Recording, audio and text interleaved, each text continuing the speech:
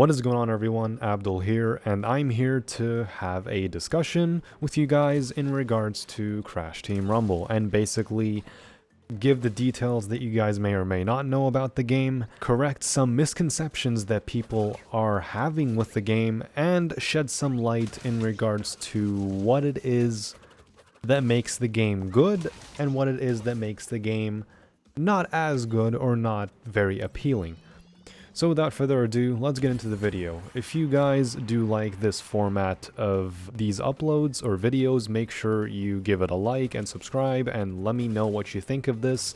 If you like the format, I can do more of this, basically covering other games or other, formats or other formats or games that you guys may want me to do. Yeah, without further ado, let's get into Crash Team Rumble.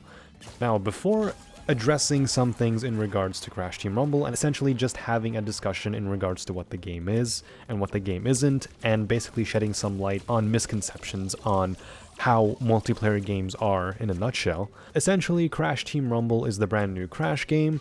It's going to release on June 20th, 2023. It's going to have a playable beta for those that pre-order the game. The beta dates are going to be from April 20th to the 24th. It's confirmed by Toys for Bob directly that this is not a MOBA, so it's not going to be something like Smite, League of Legends, or Dota. And additionally, this game is very clearly not a Battle Royale. It is neither a MOBA nor a Battle Royale. It doesn't have the structure to be a MOBA. It doesn't have farming. It doesn't have itemization. It doesn't have ability level ups. It doesn't have one single map where most of the matches are played on.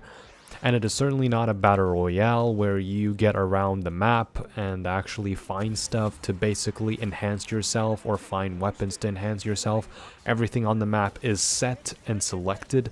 It's not randomized or anything. Everything right there is for you to basically take advantage of before the enemy team takes advantage of. Being a Battle Royale, you're supposed to basically be against so many teams. Here, you're kind of against another team of 4. So essentially this is a team-based game. It's not really a Battle Royale. You don't have a circle, you don't have anything to worry about, you don't have a specific zone that's gonna lock you in like a circle in Fortnite or in Warzone or any other Battle Royale game. None of that exists in this game. Anyone that kind of says that this is a Battle Royale game is kind of speaking out of their butt. I'm sorry to say that, it's just nothing like a Battle Royale game.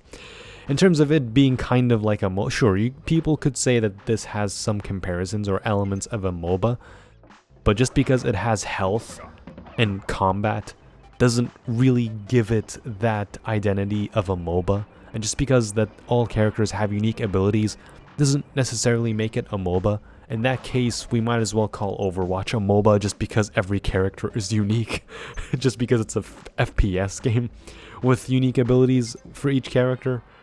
So, in the end, this is not a MOBA officially confirmed by Toys for Bob, and unofficially, no one said it yet, but this is very clearly not a Battle Royale game. I believe what they basically said about the game is that it's this 4v4 strategic online multiplayer game. That's certainly not a tongue twister. What I would describe it as is practically just 2 words. It's an arena platformer. So essentially it's like, you could say it's like Doom, where it's like you're dropped in a specific area, you're traveling around it, you're exploring it, but it's an FPS. So I'm not saying this game is gonna be like Doom or whatever. No, it's just like a comparison kind of thing in terms of what the genre is, because apparently even according to Canadian Guy A's interview with the developers, even Toys for Bob or the developers don't even know exactly what this genre is. So I think that's what makes it special in a way, considering it's not a MOBA. Getting back into the details, it's going to have 3 character classes. You're going to have a scorer, a blocker, and a booster. So essentially these are if you want to alternate the titles of these, it's basically you have offensive characters, defensive characters, and characters that play the objective. So this is like a kind of a standard practice if you have a team versus team styled video game that's online where, you know, you have two teams going against each other, and you basically have players that want to play the objective and players that either want to defend themselves or defend their objective, or basically rush to the enemy to basically, I guess, fill up their objective or like anything similar to it. The game is going to have duplicative playable characters, so if you want to play as 5 Crashes, 5 Cocos, or 5 Dingo Dials, that's possible. Music from the entire series can be selectable, and apparently this is going to mostly be for the victory theme for the game. So music, this statement being music from the entire series is like, it's kind of debatable. Like, is it actually from the entire series? Like, are we able to select music from Minor of a Mutant, Crash of the Titans, Tag Team Racing, Twinsanity, Crash Bash, The Huge Adventure, Entranced? That's going too far. But like, at least the console Crash games, like, are we going to select music from that or not? So that's like still very ambiguous. No single player mode at launch. Now, the at launch, between quotations, is like, that sucks. Honestly, that sucks because, like, Crash is heavily single player focused. So the fact that there is no single player, or at least an offline mode at launch at the very least, that is not very good. But like, I'm glad that a lot of people are speaking up about this and are basically asking for, at the very least, an offline mode where you get to play against bots or AI. Because 3 months before launch, it's impossible to have a single player or a story mode built for the game. But I'm glad that they at least have kept, or are keeping, the door open post-launch for practically a single player mode, or essentially just an offline mode. The game is going to support a wide range of accessibility options. It's going to have multiple modes and limited time modes in between seasons or something, so probably, I guess, limited time modes that come and go. So that's a very good thing. I'm glad there's going to be multiple modes that is not just Wumpa collecting. We could have, I guess, Wumpa collecting as a free-for-all, Wumpa collecting as like capture the flag, or just straight up capture the flag equivalent game mode, or like other game modes that we may not even know about. They could probably pull some game modes from Crash Bash. It's a paid game. It's going to have 2 editions of the game. It's going to have a battle pass system, which I will get into later.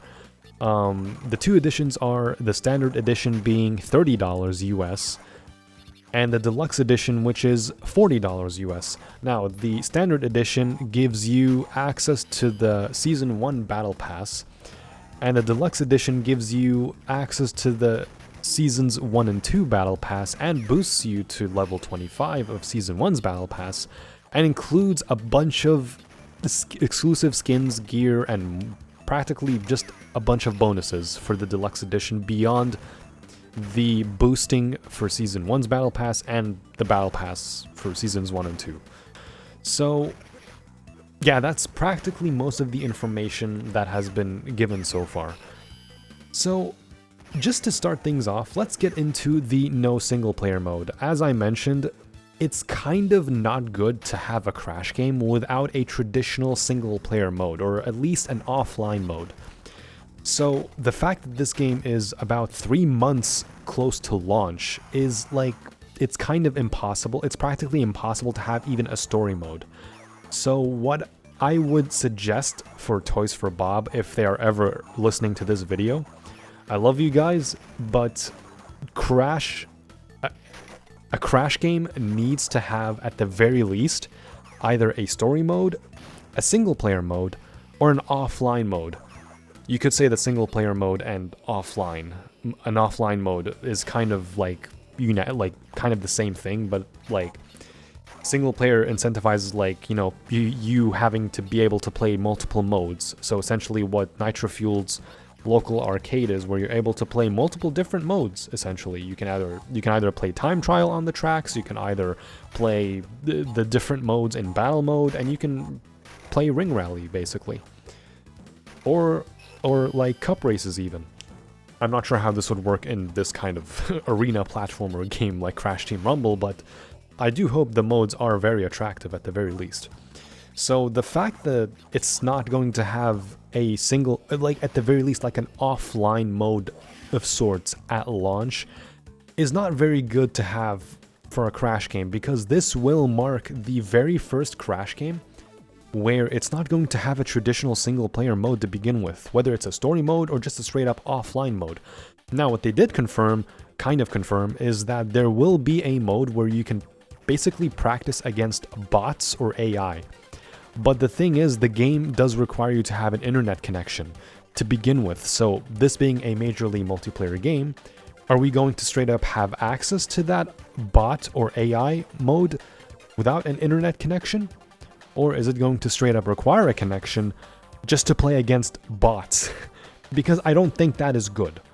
Because everyone right now is asking and begging to at least have like a form of offline mode, just for the sake of the game's longevity, whether it's physical or digital, because by the time if the game is being printed out physically onto discs, this has a very high chance of practically preserving the game. Even if the game is digital only, the fact that there being an offline mode already kind of preserves the game. Because whether you have a connection or not, you're able to essentially play the game, and this only being a multiplayer focused game does really suck, but I do hope they change their minds. So going into the Battle Pass system.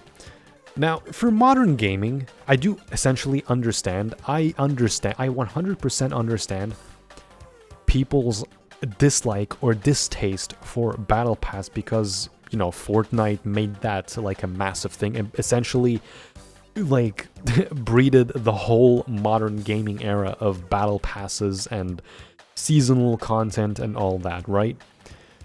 But at the same time, that's actually kind of good. If the base game is already good, you're essentially getting things on top of it. But what we don't know is how effective this Battle Pass is going to be in the game. Most of the Battle Passes that are in Call of Duty, for example, or in Fortnite, or even Dead by Daylight, if we want to go that far, these Battle Passes essentially are premium Battle Passes, and they essentially allow you to earn the premium currency in those battle passes, and that premium currency is enough to essentially buy the next battle pass without having to spend a single extra dime. So basically what you do is you just purchase the first battle pass initially, and then following that, if you're able to complete the battle pass, you essentially get free money, which will help you buy the next battle pass free of charge. So essentially that's so that's essentially like a infinite loop of getting free money and just getting the next battle pass and the stuff that you get for free. And it's all for free too once you do that, if you're able to do that. It all depends on how they build the game and how they build the gameplay loop. If it's fun, if it's good, if it's, you know, it's like a fun, if it's a fun kind of grindy, it's still going to be good. I don't understand why people are opposed to this idea. They think that the moment that they see a battle pass being mentioned, it's like the end of the world. All hell broke loose. The Crash franchise is dead. This franchise is this series is like far from dead. Like let's just get back to reality. This series is not dead. The fact that they're even going this route proves that there is success to be had to begin with. Now, for those that are skeptical about this, 100%, you know, the two main concerns really about this game is the gameplay loop going to be fun? Is it going to be enticing? Is it going to last as long as, for example, Nitro-Fueled? Being the only, you know, live service-ish Crash game that we can kind of compare it to. Another, again, as I mentioned earlier, other games that we can kind of compare it to are Call of Duty, Dead by Daylight, and Fortnite. The reason I'm not choosing Overwatch is because you can't exactly earn the premium currency within the Battle Pass, and I kind of confirmed that with a few friends of mine on the Discord server. So, basically, from what I've realized, apart from Fortnite, which for some reason does give you the premium currency in the battle pass despite being a free-to-play game. If the game is paid, if it has a price tag, it's a very likely thing that the battle pass system may include the premium currency, and the only premium currency that we realistically have in Crash is Wumpa coins. Never mind Crash on the Run, which I will get into in just a bit. The premium currency for Nitro-Fueled was Wumpa coins, and those there, being in a paid game, were still majorly earnable despite the cosmetics basically not being that enticing, honestly. Like, you're able to earn them, you're able to earn the coins, but like, there are some things that do allow you to earn them on a very consistent, like, pacing, essentially. And some people kind of don't know that, and in a nutshell, it's basically just being on a weekend day for 1 hour, and essentially just grinding Electron Avenue for 60 minutes per day, per weekend day. That's essentially 3 hours, and yeah, that gets you a lot of Wumpa coins, basically, in that game. But because that game's lifecycle ended, now you basically need a lot of Wumpa coins to basically get all the cosmetics in that game.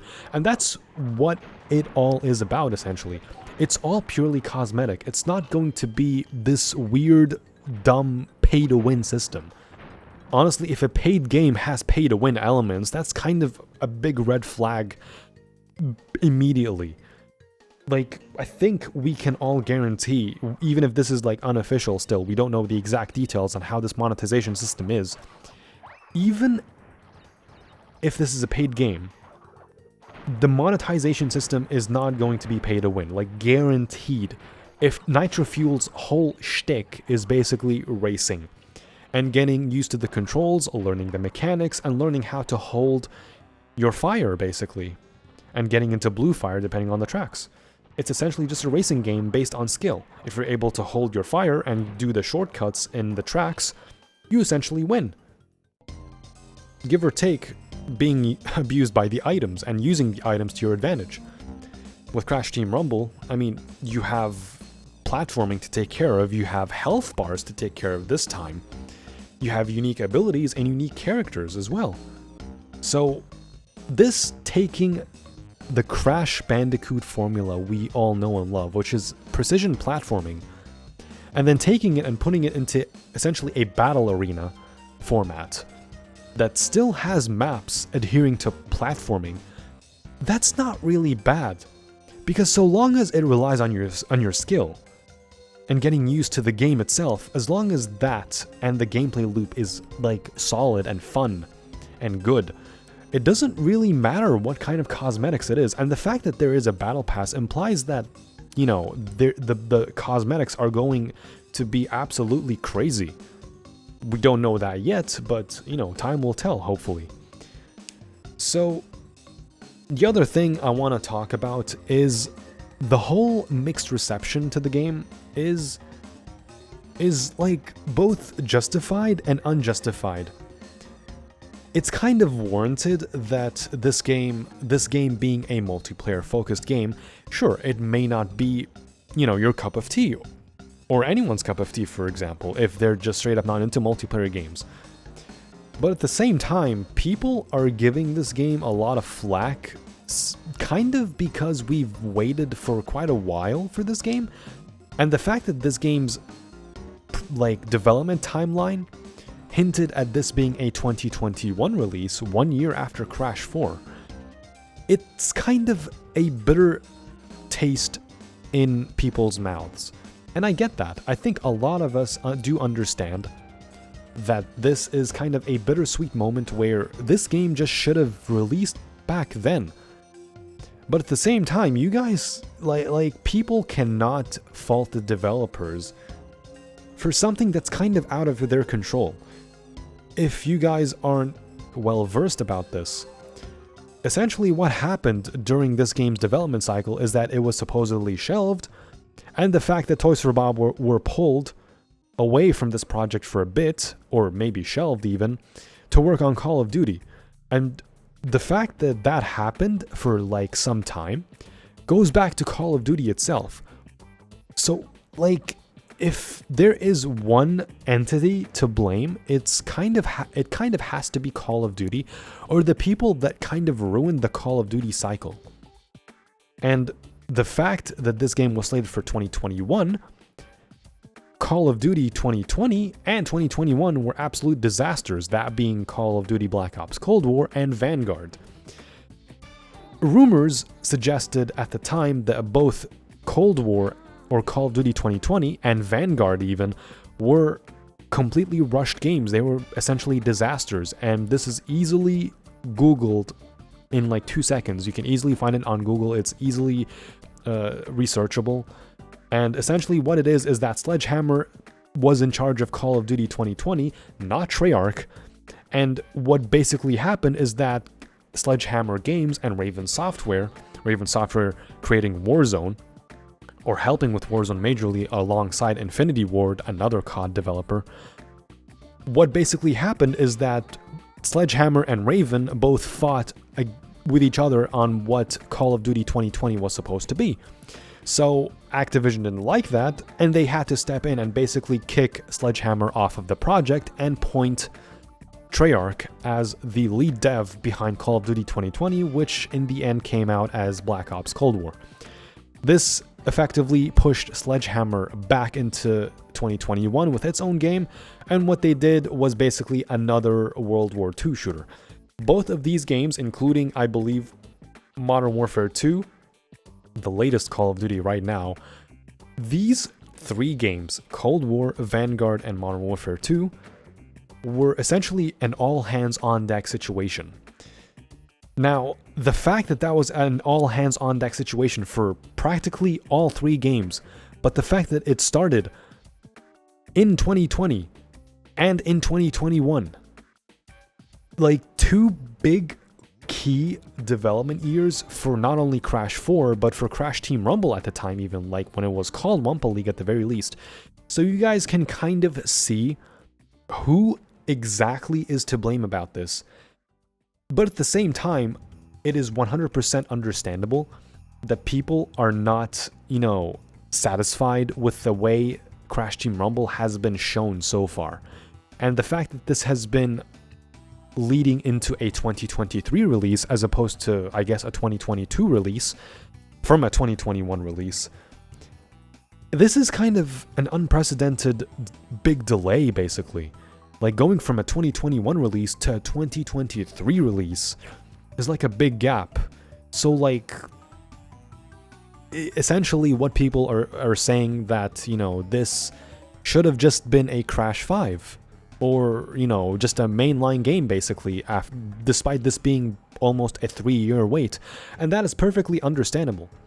But the thing is, we're meant to basically get a mainline title and then a spin-off. And basically, what Crash 4 it's a mainline game. So naturally, the next thing would be a spin-off. So I feel like it's 100% understandable that this game may not be everyone's cup of tea, and that's 100% understandable. Coming into the next topic, I've rambled on that whole thing about Call of Duty for quite a bit, but coming to the second topic, the game being paid. It's $30 for the standard edition, and it's $40 for the deluxe edition.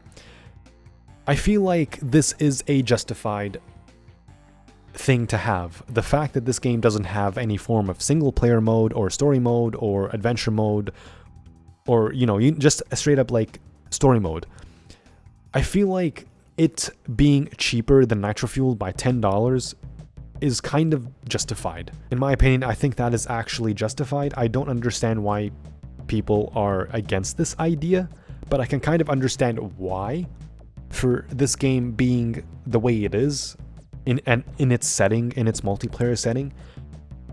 But at the same time, people kind of need to give new things a chance and just wait and see if the gameplay loop is genuinely fun and enticing, even though it is heavily multiplayer focused.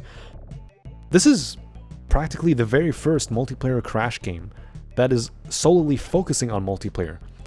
Crash Team Racing Nitro-Fueled has both single player and online multiplayer gameplay. But that game kind of focused on content drops without really adding anything to the multiplayer side. The online was essentially just an add-on. So it kind of didn't really help the game that much in terms of even though the online was practically the biggest advertisement thing, the biggest advertising point for Nitro-Fueled.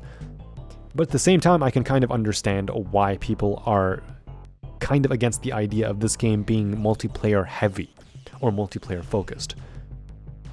Now, going into the free-to-play aspect, I heavily encourage people not to bash this game simply because it's not another remake, because people have been asking for a Crash Bash remake, essentially at this point, which I will get into momentarily after this pointer. The game not being free-to-play should not warrant you to not basically try it. So once the beta begins next month, it's a 5-day beta. You know, you can pre-order the game and then you can test the beta. If you change your mind then you can freely keep your pre-order and essentially get excited for the game, or just, well, not get excited, but just look forward to the game.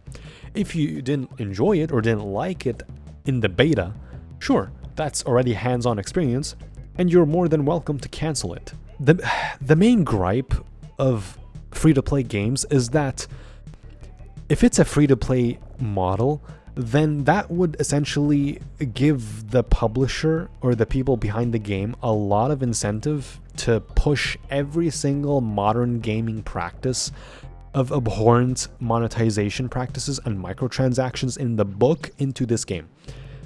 I do not think this game starting off free-to-play is a good idea. Could it become free-to-play eventually down the line? Absolutely. It could 100% become free-to-play down the line. There are some games in the industry that have resorted into essentially being free-to-play. One of them is, unironically, Overwatch. Overwatch 1 was essentially a paid game, but it was solely a multiplayer-focused game.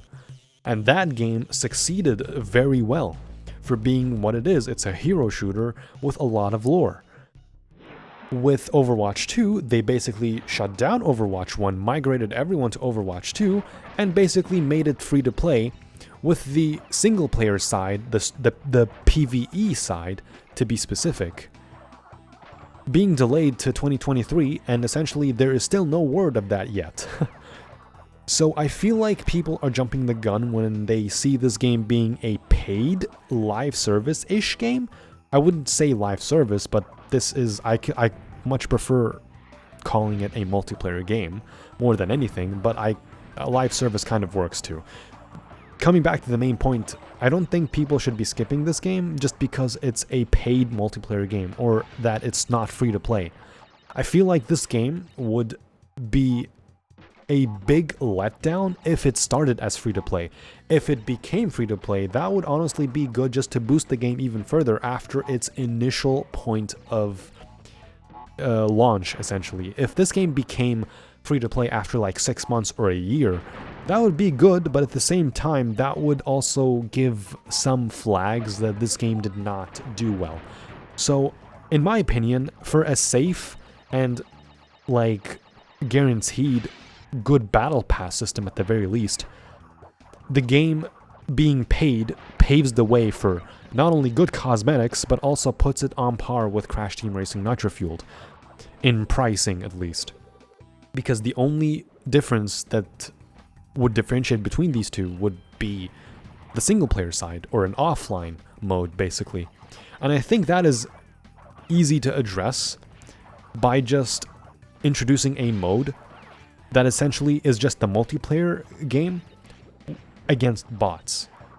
Because I think that would heavily satisfy a lot of people alongside knowing what the battle pass and monetization system is. It is 100% certain that this game will have a premium currency, and that premium currency, carrying from Nitro-Fueled, is Wampa coins.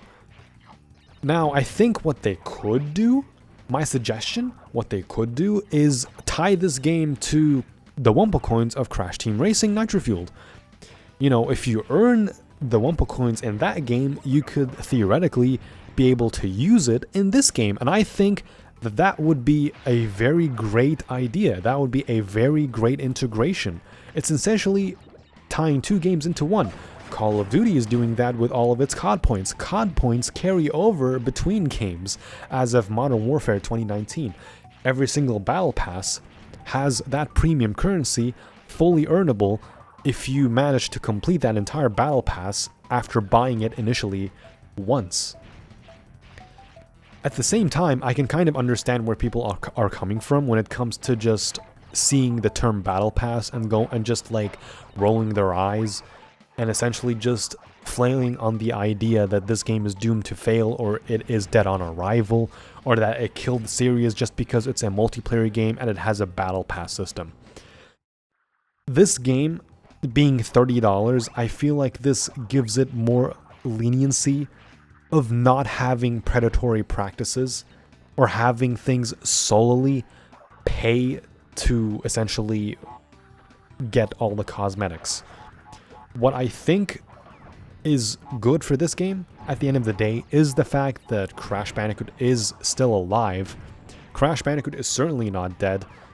I feel like this game is a step in the right direction, but it's not the step in the correct direction, if that makes sense. I feel like they have all the right ideas in the sense, Toys for Bob, not Activision. Let's get that clear. I feel like the developers have the right intentions, but not the correct ideas necessary to execute this well. At the end of the day, this is a multiplayer game. This is a Crash game in a multiplayer setting. It has a battle pass system. The main unanimous complaint that I have read so far is the fact that this game is going to have somewhat of a monetization system, and the fact that it is multiplayer only with no offline mode. I feel like the way to fix these two main things primarily is essentially just take the easy way out and basically just make the premium currency earnable in the battle pass, considering it is a paid game, and essentially make the offline mode a thing without requiring a connection.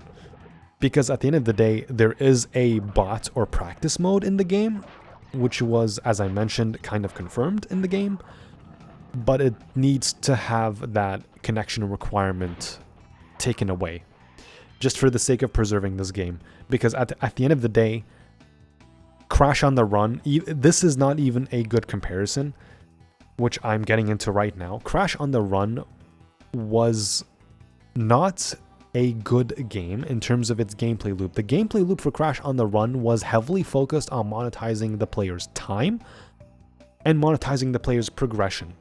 These are two key things that you do not monetize in any game, because more often than not, that's just going to turn off the player from playing the game, basically. Because it's just going to be an infinite loop of spend, spend, spend, consume, consume, consume, blindly spend money just so you can do this or have that. And I feel like that's not a good system to have. And essentially, that's kind of what killed the game, alongside essentially being a very, very, very highly repetitive game to begin with. The game is fun in quick and short bursts, but I feel like Crash on the Run is like an example of how not to do a live service-ish game, basically. Or a mobile game at the very least, because at the end of the day, this was a mobile game completely separate by Activision and Blizzard. It's done by King. So what I would suggest is not put Toys for Bob or Crash Team Rumble in the same light as Crash on the Run, because these are from two completely separate studios altogether. Moreover, adding to the microtransaction topic a bit in regards to this game, yeah, it's a multiplayer game. Of course, it's going to have some form of monetization system or microtransactions. It's expected, but at the same time, these same people did not really do or say much when it comes to Crash Team Racing's microtransactions, because when those were added in that game after some time, in the second Grand Prix, nothing really changed. Nobody really bat an eye to anything. You were still able to earn the Wumpa coins in that game with enough playtime. If you were able to play for like 1 hour every day, for example, or an hour every 2 or 3 days, or just 1 hour in each weekend passing day, so that's about 3 hours in a weekend, you were still able to earn enough to get the cosmetics that you need. Nothing was really locked behind a paywall, essentially. Everything was there as an option for you as a player to basically choose. I feel like this free-to-play stigma that people really wanted from Crash Team Rumble, I feel like the game kind of dodged a bullet, a very large bullet, from that free-to-play stigma, where if you have a free-to-play model, then it would basically give them the incentive to practice every single modern gaming free-to-play practice in the book into the game. Because if the game is fully, well, it's not fully priced, but it's like half priced, essentially at $30, then I don't understand why people think that this is going to have every single monetization aspect in the book, when in reality, no game realistically has that, and that would just push players away as a whole. And one more thing, the game modes and all that, for some reason people also think that this is going to be locked behind a paywall, when in reality no game really locks a game mode or a bunch of game modes behind a paywall, so that kind of defeats the purpose of having a multiplayer focused game. And for it being multiplayer focused, compared to Nitro-Fueled, that game did have an adventure mode, but the main aspect being the multiplayer or online mode, it wasn't fully focused on. It had a lot of issues, but at the same time it launched with the game alongside single player or adventure mode because, you know, it was a remake of the original game. This being an entirely new experience and heavily multiplayer focused, this gives it that massive opening for it to basically have a competent and adequate and we're actually working online. Because compared to Nitro-Fueled, this game is actually going to have crossplay, so it has even more incentive for it to actually function a lot better than Nitro-Fueled's online. It's likely that Toys for Bob may have some control on the Crash franchise, but at the end of the day, I feel like they are the ones that do understand what it means to have a solid Crash game. And Crash 4 was honestly good, in my opinion, but some people beg to differ and disagree on the notion that because they don't like Crash 4, they're simply also not going to like this game. And I feel like that's not a good mindset to have. I feel like when it comes to new stuff, in terms of Crash Team Rumble at the very least, people should give this game a chance. And at the end of the day, there has been a lot of misconceptions online where people are essentially comparing this to not only Crash on the Run, but to games that aren't even comparable to this game, like Multiverses or Smash Bros.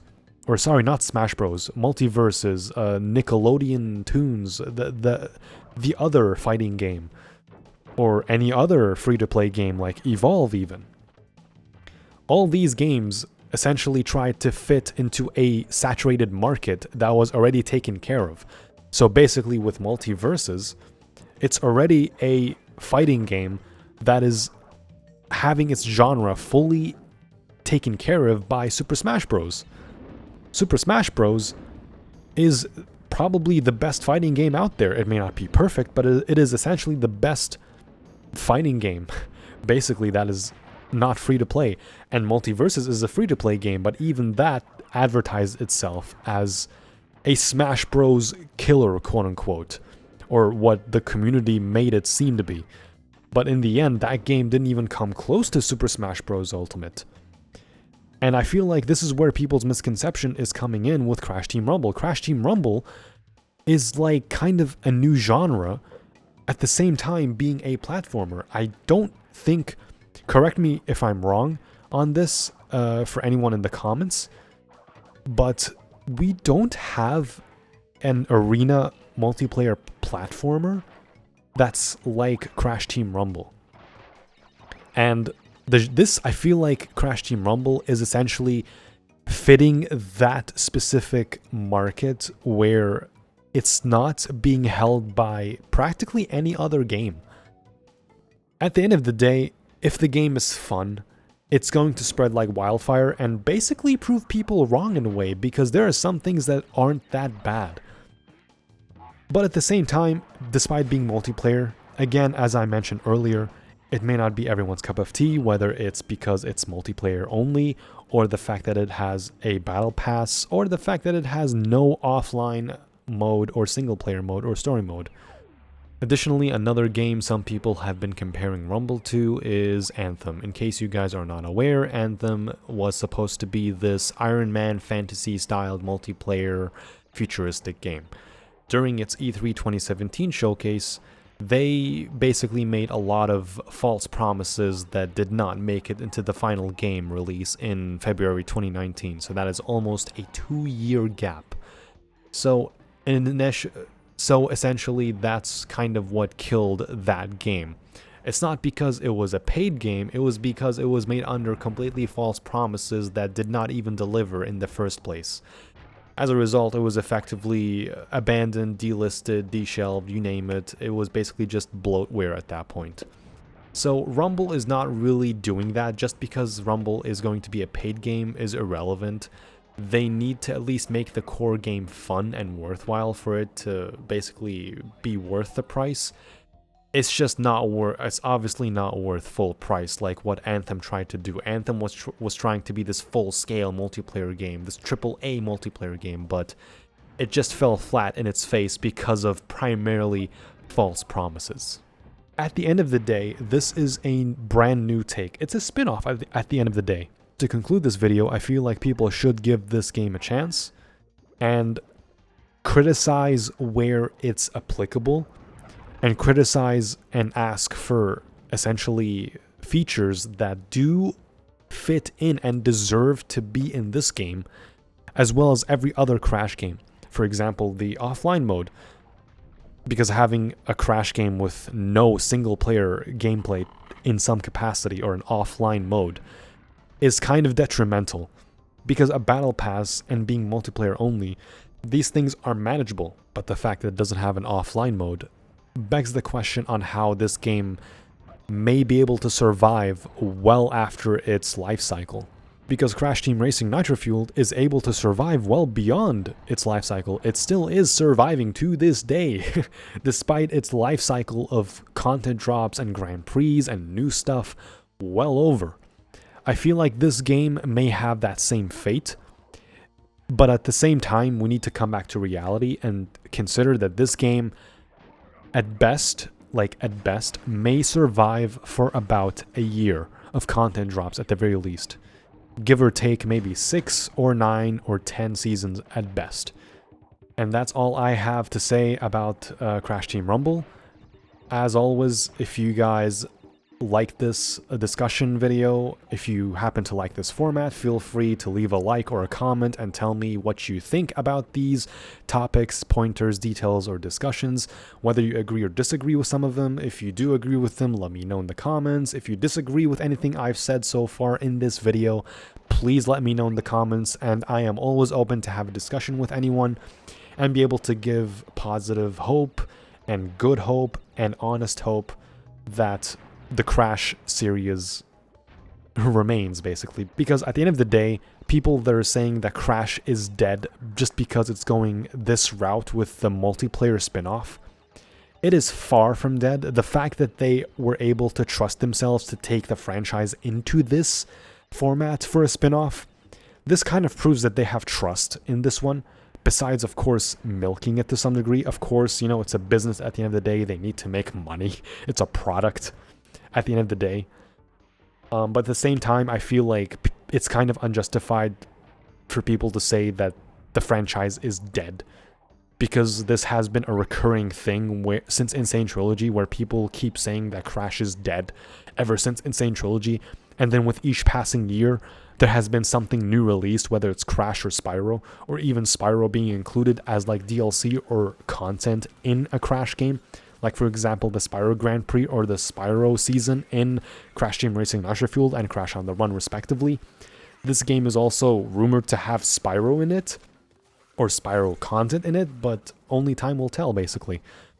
But yeah, Crash is very much alive.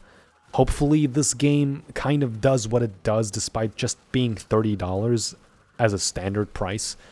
This is obviously not a mainline title. Obviously, if this was Crash 5, this would be completely different.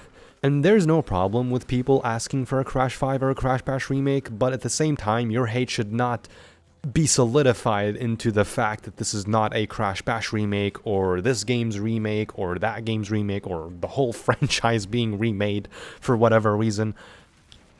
Crash fans, or some of Crash fans as a whole right now, still to this day, are blinded by nostalgia, and I'm sorry to say, but a nostalgia refrigerator, being the core thing of this franchise or this series, is not the way for it to grow. It needs to venture into new things. Even if it may seem like it's not that good, it needs to be given a chance for it to be basically executed well in the long run. But at the end of the day, this is just how things are.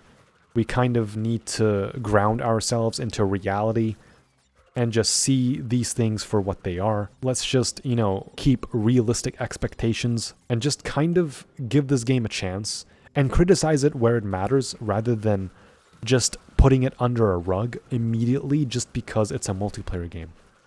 Thank you guys for watching. If you like this video, if you disagree or agree with anything that I've said in this discussion video, if you like this format, feel free to comment below, give it a like, let me know what you think of this.